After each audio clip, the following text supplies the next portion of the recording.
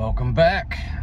So, when a guy's loving wife gives him permission to purchase way too much money in cordless power equipment of the shiny new red variety in the last few years, there comes a point in time where said loving wife says, you need to find a use for said power equipment. Given 2 weeks in advance, an opportunity to own a vintage SHASTA camper comes about on Marketplace, and you jump in your truck in a Sunday afternoon and make a haul 2 hours away to buy said vintage camper. So that's what we're doing today. So stay tuned for this.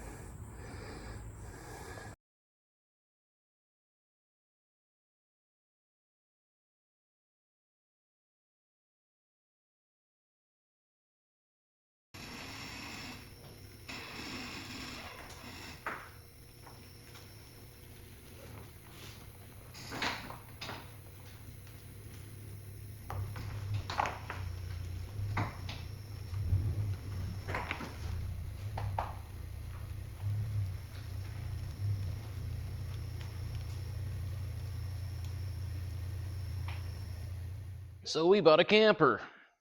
I didn't need another project, but I got one now. We just got off a 4-day weekend camping with our existing trailer and had a blast, as we always do. We've been going camping 3 or 4 years now with our friends, and every time we go out, it's just a good family experience. So, current camper we got, it's a 20-footer. Getting a little tight. My youngest is getting bigger, as is my oldest. We got 3 dogs, the wife and I, and a 20-foot box. Doesn't quite cut it anymore. So we needed to upgrade a little bit. So lo and behold, we drug this thing home. The wife is in love with it. I think she's more excited about it than I am. It needs some work. So I haven't even had a chance to check this thing out. Showed up, offered the lady cash, and she accepted and hooked my truck to it, and down the road we went.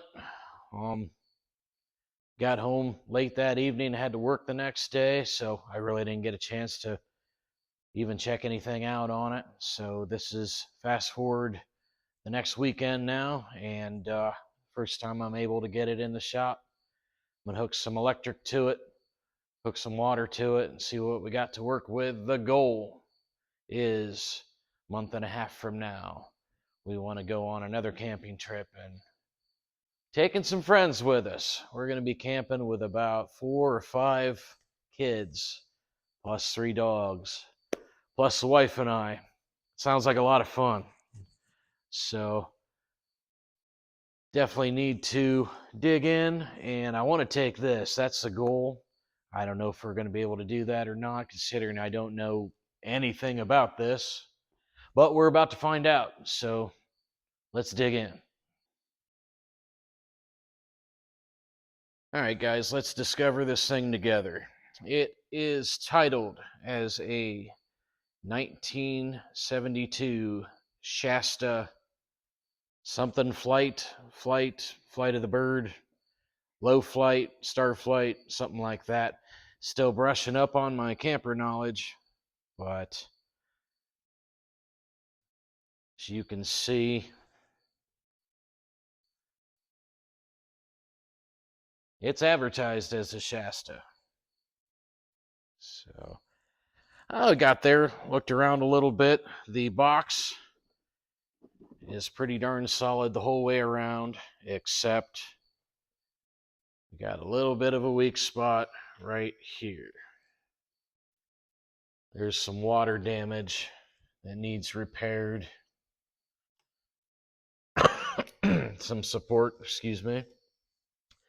So that is one area in particular, and I looked at it from the inside, and I'll show you guys as well. And it's an accessible area. Hopefully we can get that fixed without too big of a deal. Tires on it, I checked the date codes. They're like 2016, and got a good amount of tread left on them. So not too worried about that. Should be able to get at least a couple years out of those. Won't have that expense coming up. It's got these mini, like, mobile home type wheel hub setups on it. Kind of neat. Considering the paint scheme of it, that's chipping away in a lot of spots and needs redone. I kind of like the vintage look of it. That's what attracted me to it from the get-go, and my wife as well. Really digging the paint scheme, perhaps maybe not the colors of it.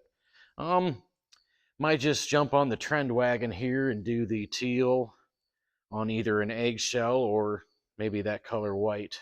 Not sure.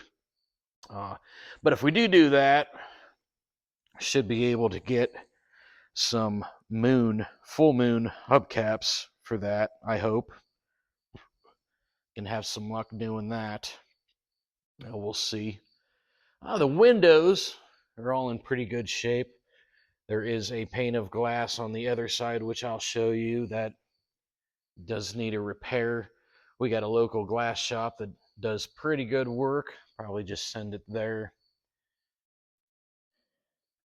Original paint underneath had some wood grain stuff going on. Thank goodness they covered that up, but I don't know what kind of paint they used, and I'm going to have to do some research myself, but it didn't adhere for crap. So I guess they painted this thing in 2018, so 5 years ago, something like that. I don't know if you have to repaint these things every 5 years or what, or maybe they just didn't use quite the right products, but apparently needs done again.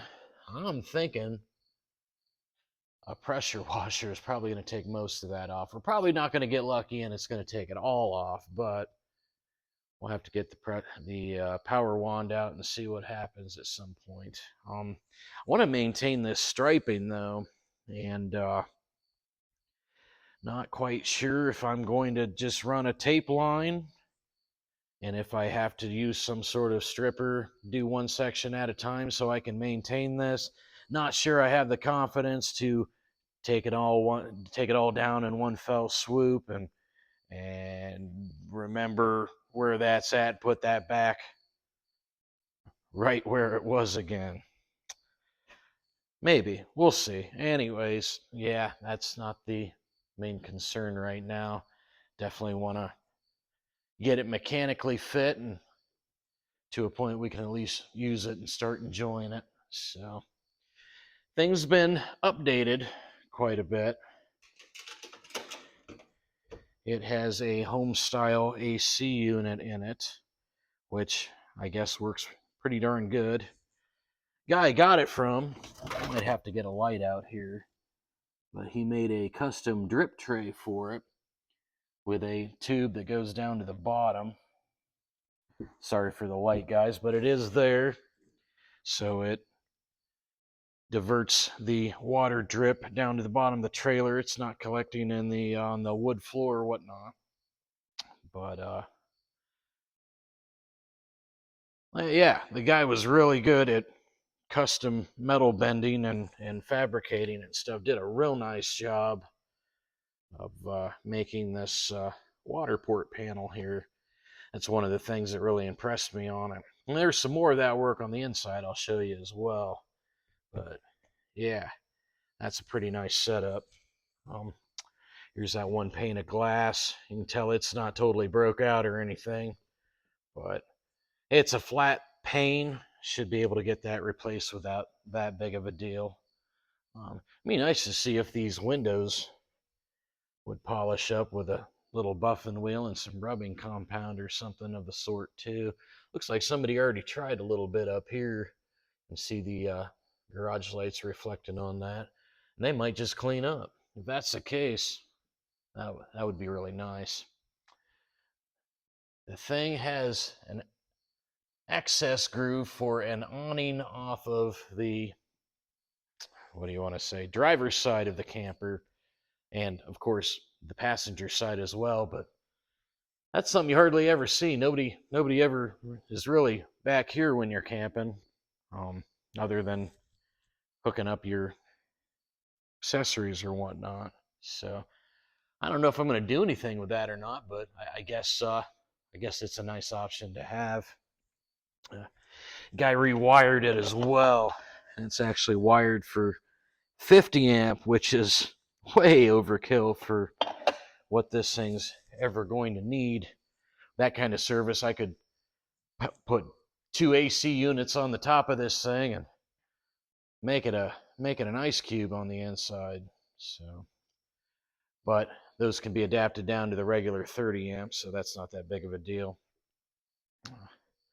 I said that the paint's better on this side, but not at the same time.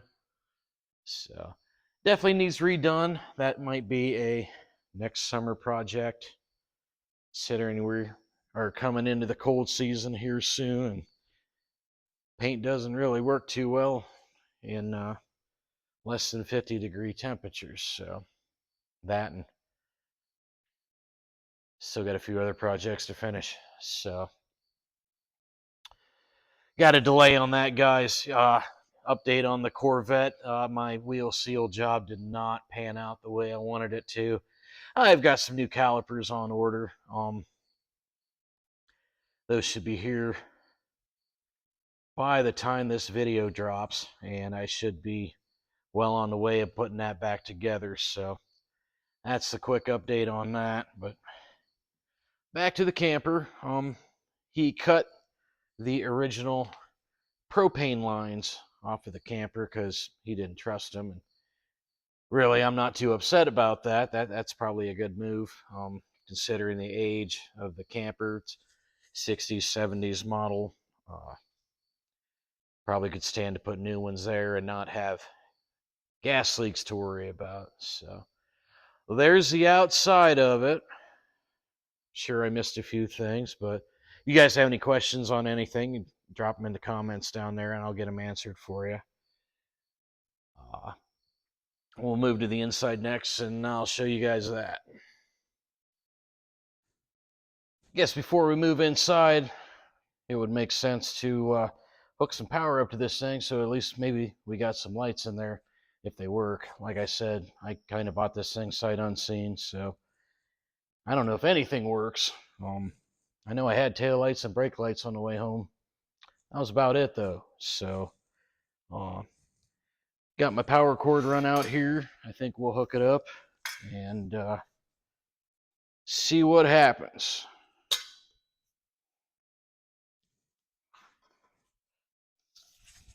Ooh, got power there.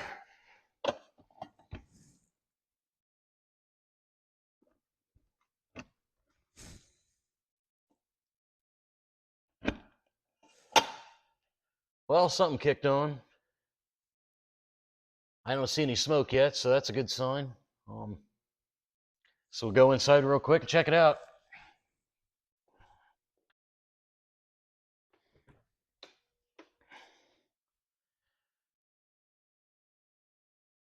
Like this vintage screen door.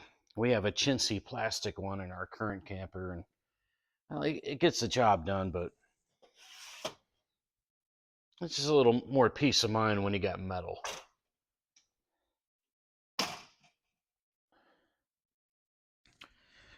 Missing a step. I have to put that on the order list. All right. Oh, got one light.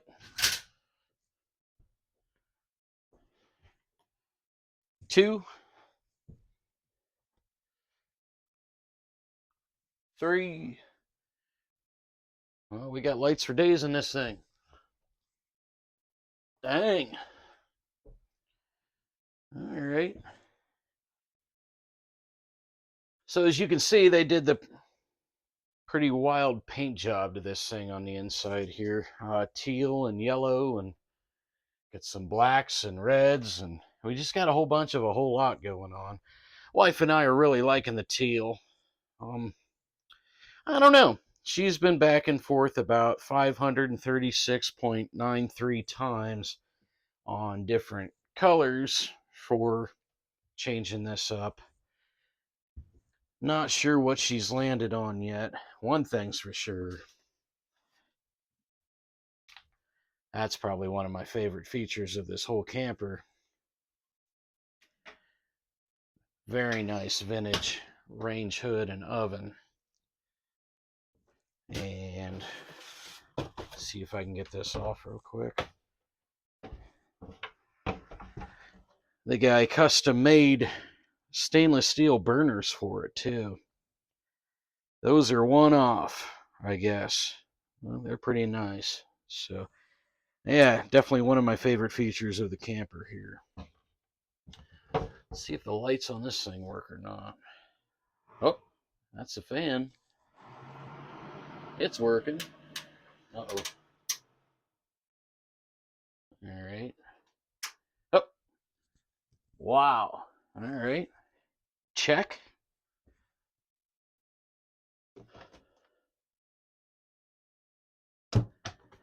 Wife came down midweek and started cleaning stuff out. They left the whole camper, as in camp ready. Utensils, appliances, everything except the clothes off their backs, really. There's the fridge and refrigerator and microwave. And yeah, like I said, this thing was totally loaded full of utensils, plates, you name it, they left it. Got me a brand new camouflage crock pot. Pretty excited about that. And my buddy had to explain this thing to me. This is one of these 15-in-1 waffle maker panini type different cast iron inserts for the George Foreman type thing here. Might have to give that a shot first time out too. That's pretty neat. So some cleaning supplies. Nice little closet, really. There we go. It must be the coat rack. So in here we got the bathroom. It is what they call a wet bath, as in all-in-one type deal. I've never had one like this before, but pretty much there's your floor drain right there. You actually get in here, and the guy said I had to replace the faucet there. It was leaking, and the shower hose portion is missing. That's an easy fix, though. But yeah, you get in here, and that light even works. Do your own thing over top the toilet and everything else. So actually, you can multitask. You can, what's a clean way of saying this here? Get cleaned up while doing your business on the, yeah, that thing. So get it done in half the time. So pretty neat. Kind of a space saver option for these smaller RVs here. That way they don't have to have a separate shower and toilet facility. So be interested to see some new PEX line there. That's all hooked up and it works. regardless, though, yeah, pretty nice. Here is the main bed, queen bed slash futon. These, see if I can do this one-handed or not. At least get you the idea. Pull this handle here. Anyways, yeah, this moves up. And pull it out for bed mode. Push it back in and tuck the mattress up the wall for couch morning time mode. And yeah, there's storage under here too. So pretty neat. Looks like they made use of all the little nooks and crannies on this thing. Another thing I really liked about it. So he put some of these new Max Air fan things in here. Oh, that works.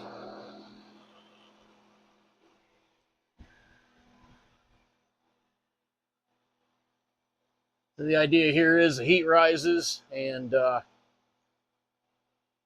that fan blows the heat out the top and it makes a cooler environment in here. And you can shut it back up for rain mode. So there's one there and there's one in the next room I'm about to show you too. So this had a hanging shower, whatever you want to call it, on it. The pole thing, I can't think of the name of it right now, but you guys know what I'm talking about over here. Privacy fence, for lack of a better term. This comes back to a bunk room, which, let me see if I can find some lights in here. That a light? That's not a light. Okay. Oh, there's a light. Okay. Bam. And another one. All right. You can see a little better. Might have to install a few more of those. We'll see. But yeah, you can see bunk room right here. Pretty neat. And each bunk has these little storage cubbies on it. So that's pretty neat as well. Whoever's camping back here can put their stuff right there. Neat little setup. The guy put a new, what did he say this was? It's at least a 30-gallon freshwater tank in there when he did the hookups. All new PEX ran. That answers one question I had. It looks like it's been winterized. The pump is disconnected, which is good. I like seeing that. So before we hook any water up, might want to hook that up. I don't see a drain back valve, but I do see some regular hand valves on here.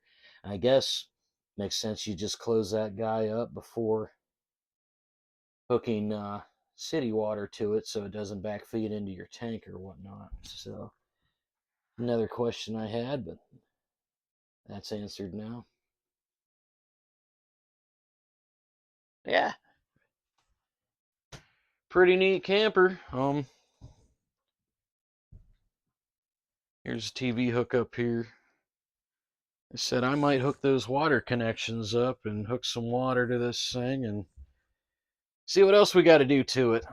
One thing, we don't have a heat source yet in here. And in Ohio here, it's going to start getting colder here soon. Month and a half, it's kind of hard to predict where we're going to be at weather-wise. So that's the original furnace right there. I don't know. Can be a brave person to hook something like that up. Been on the Amazon website kind of looking at mini splits and other kind of heating sources. I haven't really decided what I want to go with yet, but they're all pretty affordable. Speaking of heat, the water heater is original on this as well, and it looks in okay shape, but who knows? But I don't have any propane right now, so can't really tell that.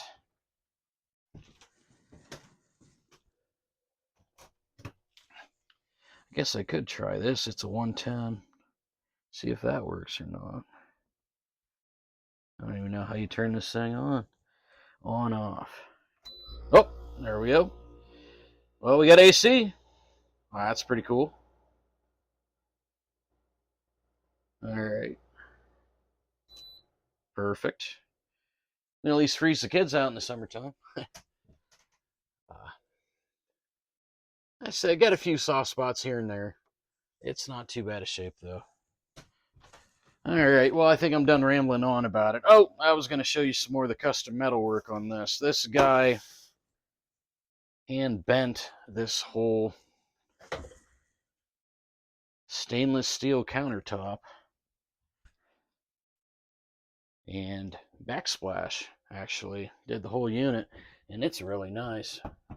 I like that a lot. So, nothing else. We got a good base here, guys. I really like what the previous owner did with it. We might change some colors around and add a few things to it, but I don't think we're going to be too bad off. Floor is good and solid. The roof's good and solid. My buddy was actually up there walking on it before we bought it just to make sure it was solid. Everything seems pretty good to go there. So, yeah, I don't know what we're getting into, but I guess we'll find out here shortly.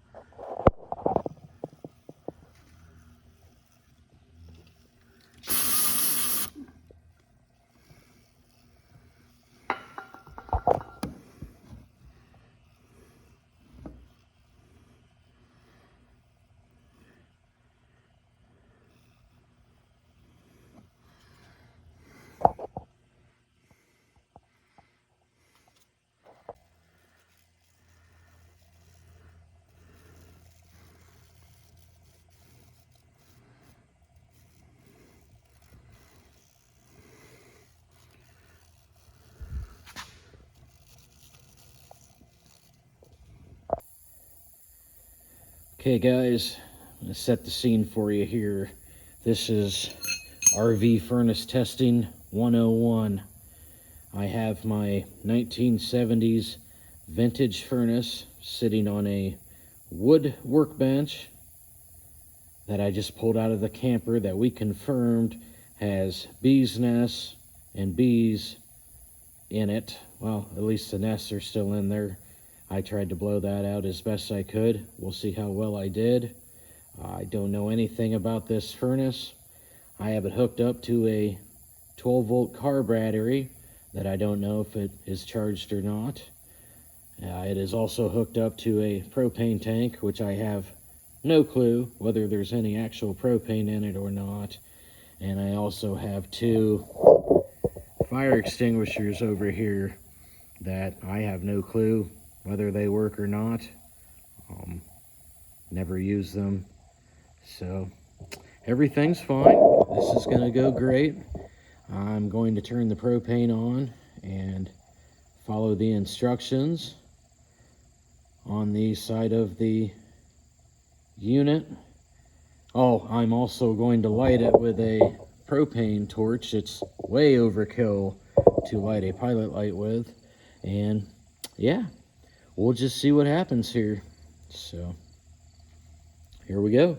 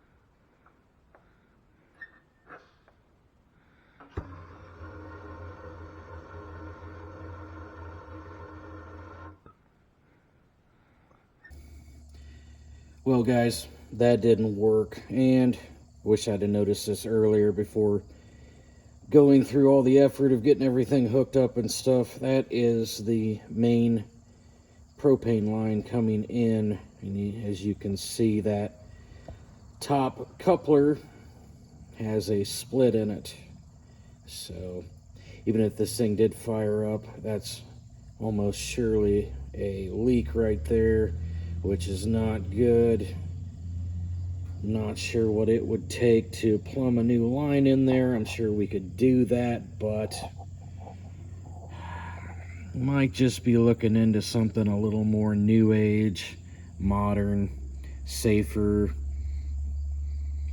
fuel efficient, whatever you want to say.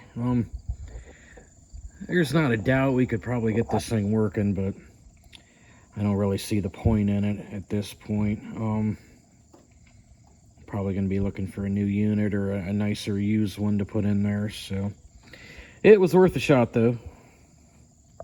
Well, that's going to do it for this video, guys. I got to get some parts on order and figure out what we're doing with this thing. You want to see updates on it? I'm definitely going to be working on it again here in the next couple weeks.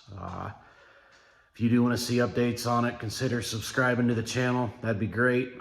Hit that like button if you enjoyed the video. I appreciate that stuff too. If you have any suggestions or anything for me, leave them down in the comments. I'll get back to you promptly. And as always, have a good one, and we'll see you next time.